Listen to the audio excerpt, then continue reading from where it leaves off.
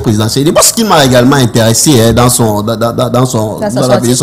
Moi, j'appelle ça manifeste politique. Le manifeste politique, c'est quand même quelque chose d'assez intéressant. Parce que quand il rappelle encore ce que doit être la notion du pouvoir, et quand on sait que beaucoup se servent du pouvoir pour asservir, et se servir et non servir, alors là, je crois qu'il a dit quelque chose d'assez intéressant. Mais maintenant, du point de vue sociologique, il faut le comprendre.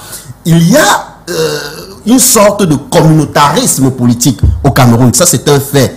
Et sa démission montre à suffisance que, même s'il est resté dans un discours un peu bas, même si je ne suis pas d'accord avec sa posture sur la nation, parce que je crois que nous ne sommes pas véritablement une nation, nous sommes un cercle de communauté où justement les gens se sentent en sécurité dans leur communauté. Donc, je me serais attendu à ce que après ce discours, après ce manifeste, qui pour moi est une démission, parce que vous ne pouvez pas être dans le sérail et tenir ce genre de discours et vous rendre au travail le lendemain. Moi, je crois que c'est impossible. Donc, je crois qu'il a trouvé des mots maquillés pour dire qu'il démissionne. Et je crois que c'est ce qu'il a fait. Donc, pour ce ministre-là, sa sincérité va justement s'apprécier dans la suite de ce qu'on va observer après ce manifeste. C'est qu'à partir de ce moment qu'on pourra apprécier sa sincérité. Mais pour l'instant, on se fie à ce qu'il a dit, mais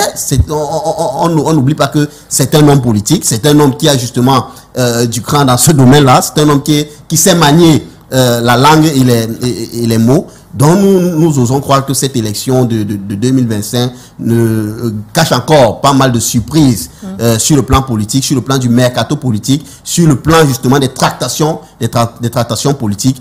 Mais il ne faut pas perdre de vue que cette démission ne déséquilibre pas réellement ces partis. Et quand je parle de ces partis, ils sont pratiquement trois. Moi, je fais allusion au RDPC, au MRC, au PCRN, qui ont quand même un ancrage. Mais contrairement au MRC et au PCRN, il faut quand même dire que l'obésité du RDPC est fragile. Fragile parce que il ne fait l'ombre d'aucun doute. L'adhésion dans ce parti n'a pas véritablement de conviction. C'est-à-dire que peu adhèrent dans ce parti par conviction. Ce qui fait donc que l'intérêt change, beaucoup vont changer de camp. Et c'est peut-être pourquoi Tiroma nous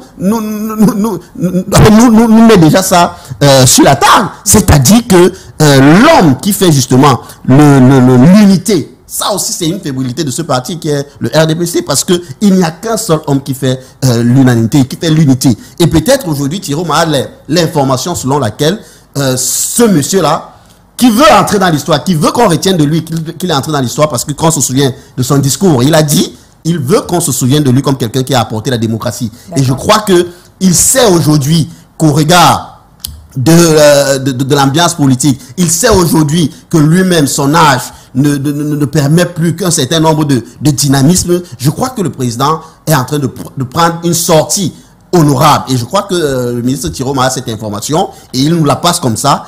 Et c'est pourquoi justement il profite de cette occasion pour prendre position. Et nous espérons effectivement que ça va augurer justement des lendemains meilleurs sur la scène politique que du Cameroun. Pour quelqu'un qui est soucieux du Cameroun,